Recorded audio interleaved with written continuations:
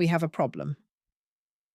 The funeral director's words were quiet, but they echoed in the cavernous, flower-scented room. He wouldn't look at me, staring instead at the polished wood of the empty casket, the one I'd picked for my husband. The crematorium in Sacramento. They have no record of receiving Norman Hartwell's body. My chest tightened. A cold dread, sharp and sudden, cut through the fog of my grief. Empty. How could it be empty? I'd lost my husband of 47 years. But as I would soon discover, you can't bury a man who never existed. But I'm getting ahead of myself. To understand how I ended up staring into an empty box, you need to know where it all started. And trust me, you won't believe how blind I was. For 47 years, my life was peaceful, simple. Norman was my everything. We had a little Spanish-style home in La Jolla, with a garden full of roses he said reminded him of my spirit. Beautiful, but with thorns to protect itself. He worked in finance, something with numbers and markets that I never quite understood. He traveled for work sometimes, short trips to Sacramento or San Francisco, always calling the moment he landed.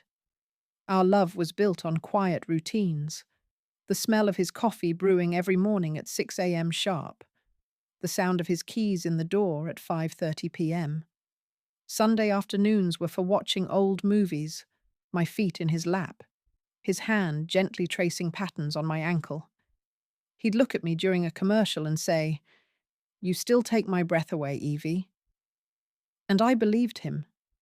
I treasured those words.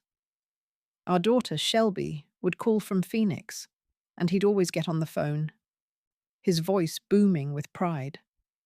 "Your mother," he'd tell her, "is holding the world together, as usual." He made me feel seen, valued.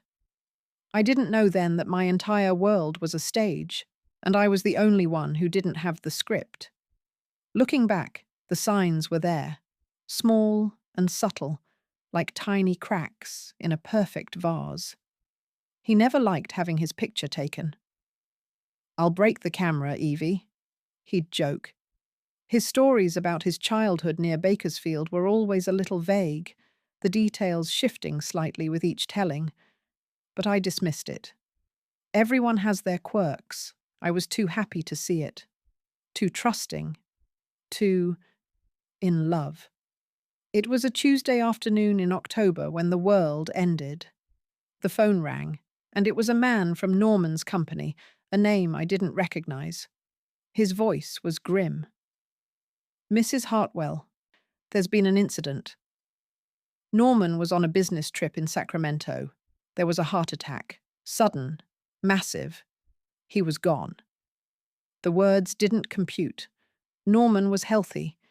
He walked 2 miles every morning. He'd just had a physical. My immediate reaction wasn't even grief. It was disbelief. A fierce, protective denial. "No," I said, my voice trembling. "You've made a mistake." But there was no mistake. For a brief second, a strange thought flickered in my mind. A tiny, cold whisper of instinct. Something is wrong. But I pushed it down, silenced it with a tidal wave of sorrow. My husband was dead. My rock, my partner, the man I'd built my entire life with, was gone. I let Shelby handle the arrangements, the logistics of bringing him home. I thought the worst had already happened. I didn't know I was signing papers for a ghost. What happened next? It started slow, so slow I didn't notice until it was too late. What happened next didn't just break my heart, it shattered my reality. But before I tell you, I need you on my side for what comes next. If you believe a wife has the right to know the truth, no matter how ugly, hit that subscribe button right now. If you think 47 years of love and loyalty deserve answers, smash that like button. Because what I'm about to tell you, it gets so much worse. Drop a comment if you've ever had a gut feeling that something was wrong. I want to hear your story. because by the end of this, you'll understand why I had to uncover a truth that could destroy me. The first crack appeared at the funeral home. After the director told me there was no body, I called the hospital in Sacramento myself. My hands shook as I dialed. A calm, professional voice on the other end checked the records. "I'm sorry, Mum," she said, "but no one by the name Norman Hartwell was admitted here. We have no record of his death." My mind reeled. Confusion warred with grief. Shelby, my practical, level-headed daughter, flew in from Phoenix that night. She found me sitting in the dark, the useless funeral plans spread on the dining room table. She held me and said, "Mum, there has to be a simple explanation. A mix-up. We'll figure this out." We decided to start with his belongings. It felt like a violation, going through the wallet of the man I loved, the man I was still mourning. But we needed answers. His wallet was on the dresser, right where he always left it. Inside, his driver's license looked normal, until Shelby pointed it out. "Mom, what's his birthday?" "May 12th, 1953, I said instantly. I'd celebrated it with him for 47 years. She held out the license. "It says here his birthday is October 3rd. I wanted to say something. I should have trusted my gut. But he was my husband, and I didn't want to believe he would lie about something so simple. Tell me in the comments. Was I wrong to still be making excuses? Would you have spoken up sooner? Or would you have done what I did and swallowed your doubt, hoping it would all make sense? I thought that was the worst of it. A small lie, a typo, an administrative error. I was wrong. So wrong. Because what we found next crossed a line I didn't even know existed. The next morning, Shelby called his employer, Kensington Financial Group. She put the phone on speaker. A polite receptionist answered. "I'm calling on behalf of Evelyn Hartwell," Shelby said. Her husband, Norman Hartwell, a longtime employee, passed away. There was a pause, the clacking of a keyboard. Then the receptionist's voice returned, laced with confusion. "Ma'am," she said, "I'm so sorry for your loss, but we've never had an employee by that name." That's when the floor fell out from under me. 47 years. He'd left every morning at 7:30 a.m. with a briefcase and come home every evening smelling of coffee and cityscape.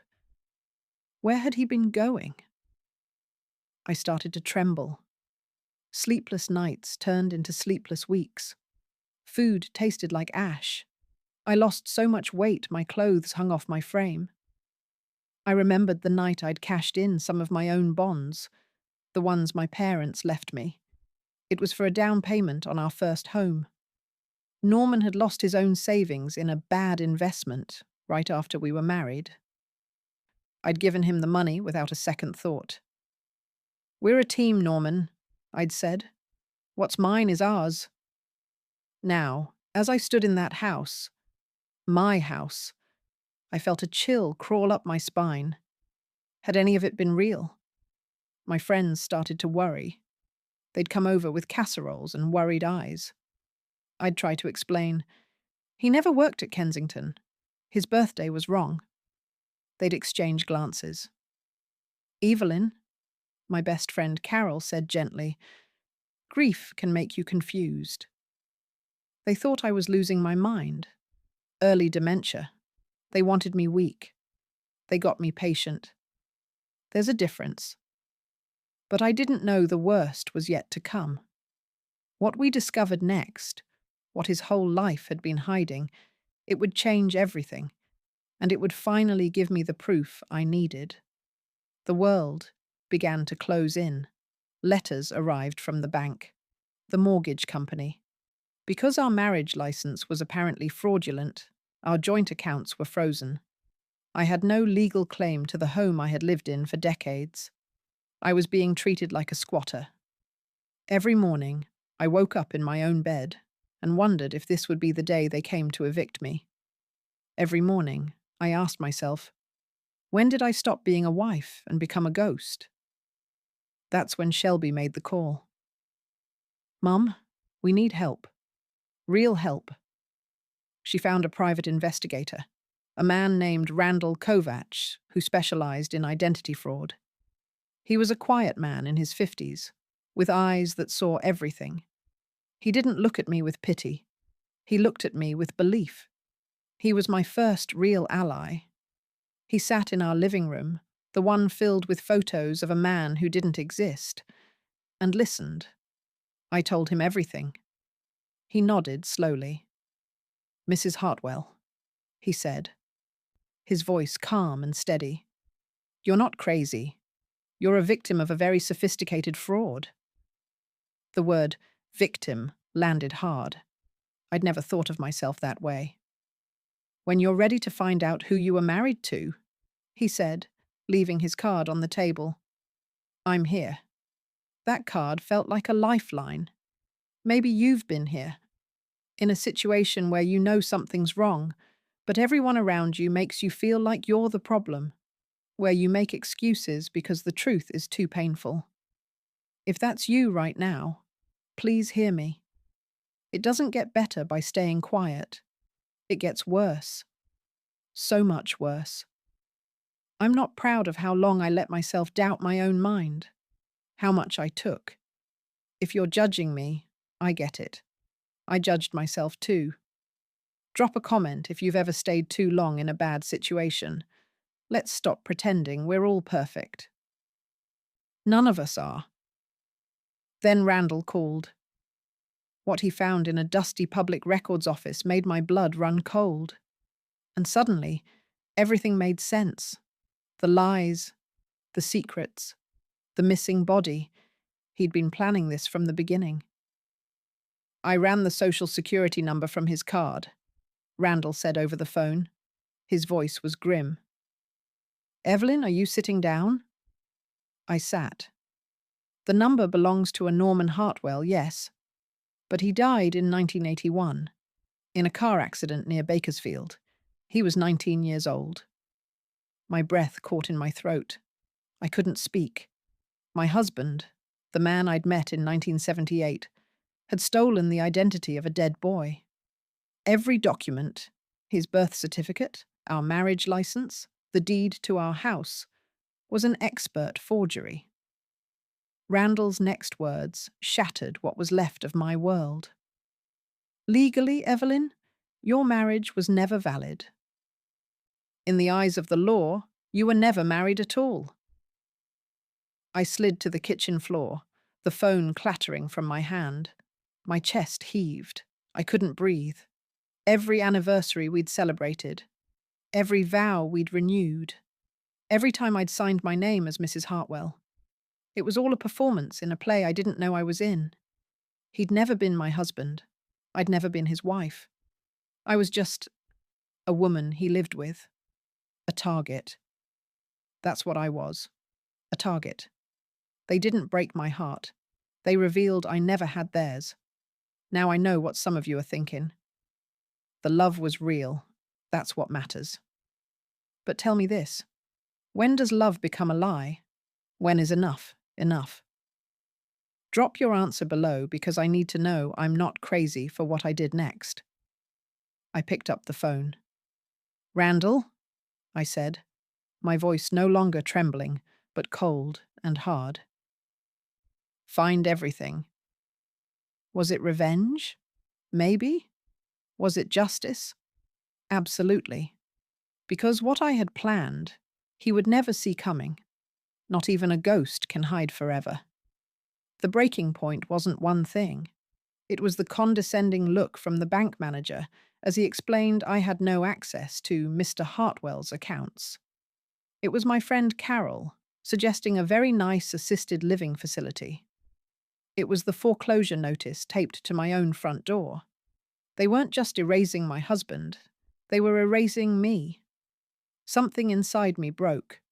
Not the sad kind of breaking, the kind that clears away fear and leaves behind steel. That night, I called Randall. Then I called my bank. Then I made a list. Every place Norman and I had ever travelled, every offhand comment he'd made about old friends, every piece of his life that I might be able to prove was real. By midnight, I wasn't crying anymore. I was planning. And let me tell you something about underestimated old women. We have patience, resources, and absolutely nothing left to lose. I stopped answering calls from concerned friends. I stopped trying to explain. When a neighbour saw the legal notice on my door and gave me a pitying look, I smiled. Actually smiled. "Don't you worry about me," I said. She looked confused. She should have looked scared. I didn't raise my voice. I raised the stakes. You probably think you know what happened next, that I found a hidden bank account or a secret letter. But here's the thing. I learned from the best. I learned from him. And what I did was so much smarter than anything you're imagining right now. Drop your prediction in the comments. Let's see if anyone gets close. The next morning, I packed a small suitcase. I told Shelby I was going to a spa retreat to clear my head. She looked relieved. If she'd been paying attention, she would have noticed the list of banks in my purse, the determined set of my jaw, the look in my eyes that said I wasn't retreating. I was going to war.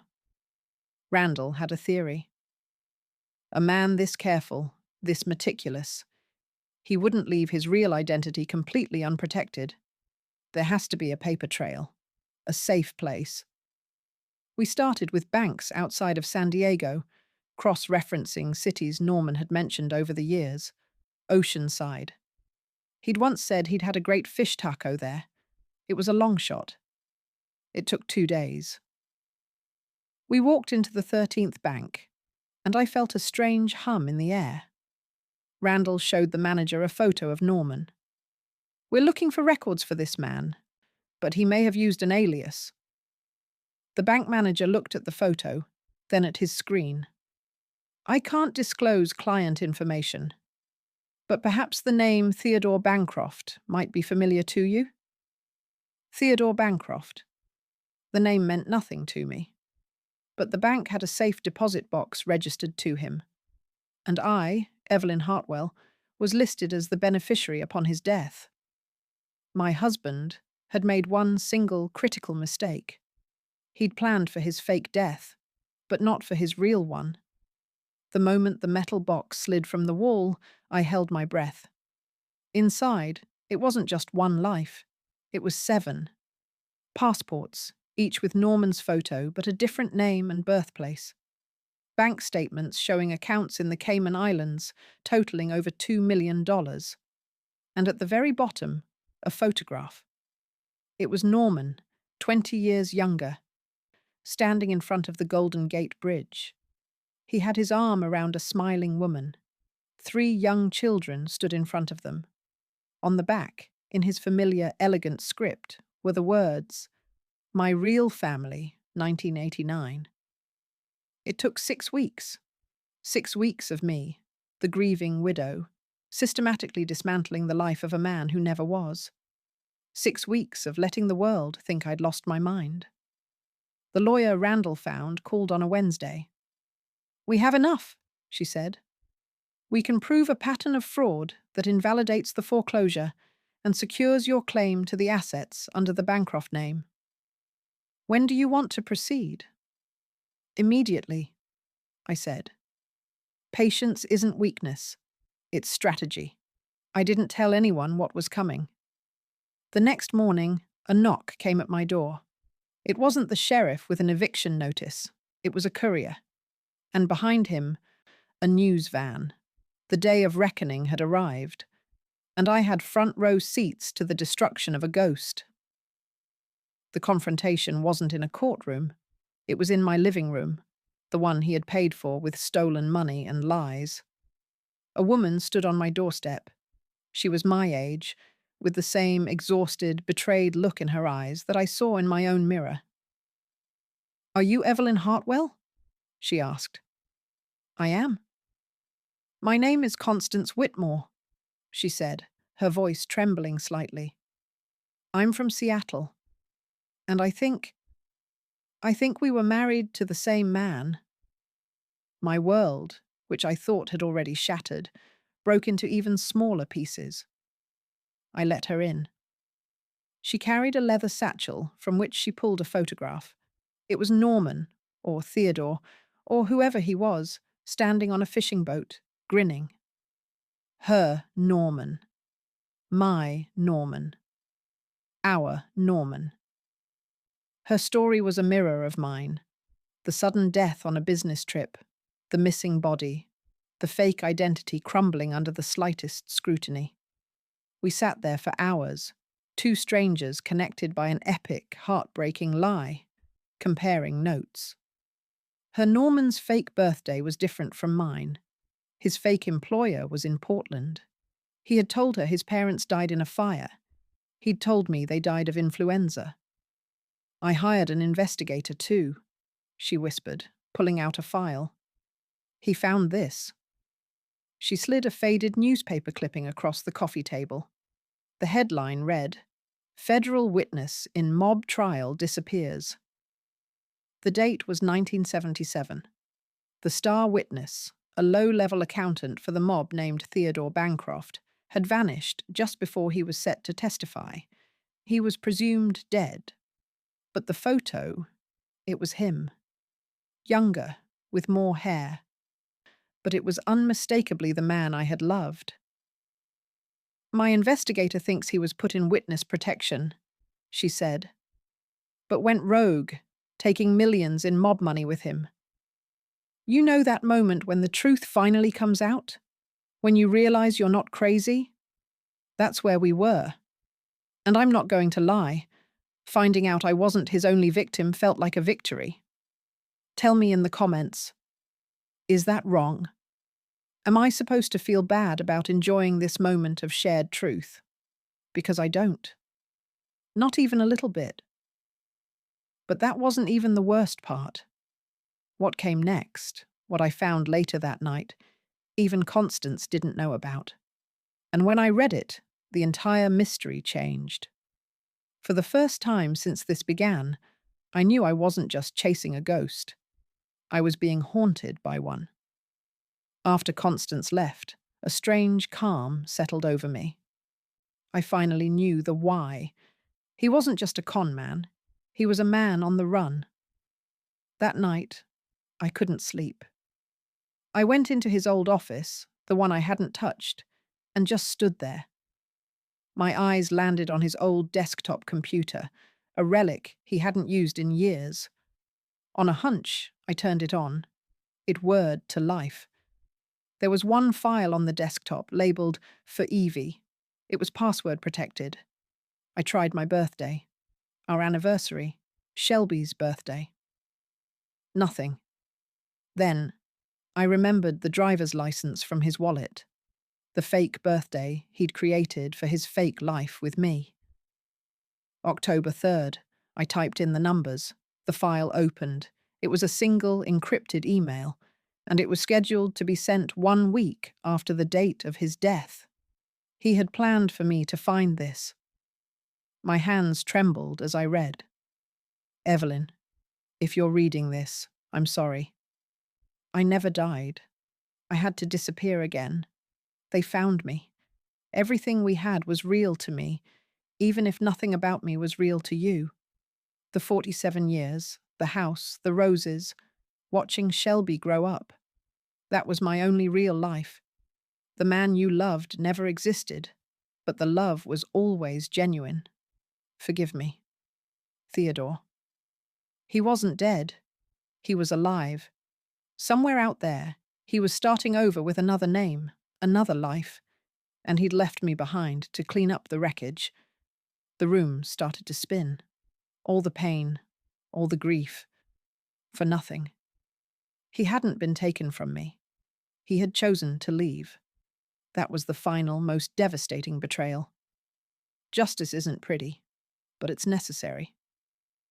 The next day, I called the news station that had been camped outside my house. You want a story? I said into the phone. I have a story. Outside my house, With Constance by my side, I told the world everything about Theodore Bancroft, the witness who ran, about the stolen mob money, about the multiple wives, the multiple lives. I held up copies of the passports, the bank statements, the photo of his real family. I didn't cry. My voice didn't shake. I felt vindicated, free. The man I married was a phantom, I told the reporter, looking directly into the camera. But my life is not, and I'm taking it back. If you are a woman out there who was married to a man named Norman Hartwell, or John Smith, or any of these other names, please come forward. You are not alone. By the time I went back inside, my phone was ringing, the FBI, the US Marshals, and by the end of the day, 2 more women, one from Miami, one from Chicago. We weren't just wives, we were a club. And the message that mattered most was from Shelby. Just 3 words. I'm so proud. Walking back into my house felt surreal. I spent the weekend erasing him. Not the memories of our love, but the artifacts of his lies. I packed up his clothes, his books, everything. I donated it all. Mrs. Chen from next door, who'd thought I was losing my mind, came over with her daughter and helped me repaint the living room. By Sunday evening, the house felt like mine again. People keep asking if I feel guilty, if I regret exposing him. Here's the truth. I didn't destroy his life. He did. With his lies. I just refused to be destroyed along with it. And no, I don't feel guilty. Not anymore. Maybe that makes me cold. Or maybe it just makes me someone who finally learned that love without truth isn't love at all. It's just a prison with invisible bars. Theodore Bancroft became one of the most wanted men in America. His face was everywhere. The FBI froze the millions he had in offshore accounts, and my lawyer, citing decades of fraud, successfully argued that the assets should be divided among his widows. We won. We got the house, the savings, the security he had stolen from us. As for him, the consequences were his freedom. He could never surface. Never be Theodore or Norman or John again. He was doomed to a life of looking over his shoulder, a ghost of his own making. While his life fell apart, mine came back together. I started a support group for women who had been victims of romantic fraud. Constance and I became close friends. We'd talk on the phone for hours, laughing at the absurdity of it all. We were survivors. My son-in-law, bless his heart, never understood. "But you loved him," he said to me once. "Shouldn't you protect his memory?" "Whose memory?" I asked. "The man I loved never existed." My relationship with Shelby is stronger than ever. She saw me not as a confused old woman, but as a fighter. She helped me navigate the legal system, and now she calls me every single day. Not out of pity, but out of respect. A year later, a postcard arrived. No return address. The picture was of the Grand Canyon. On the back, just 2 words in that familiar script. "I'm sorry." I almost ripped it up. But then I did something he probably didn't expect. I let go of the hatred. Not for him. For me. Carrying that anger was like drinking poison and expecting him to die. So I chose something different. Not forgiveness, exactly. More like release. He no longer gets space in my head. He no longer has power over my peace. Is that forgiveness? I don't know. But it's freedom, and that's good enough. 6 months later, I hosted Thanksgiving in my house. My house.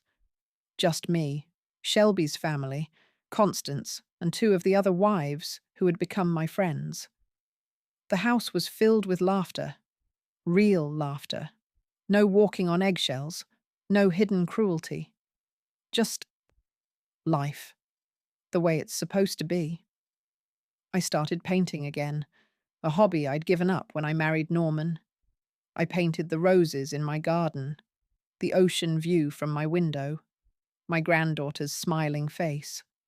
They weren't perfect, but they were mine. Remember when I said every morning I woke up wondering if I was a ghost?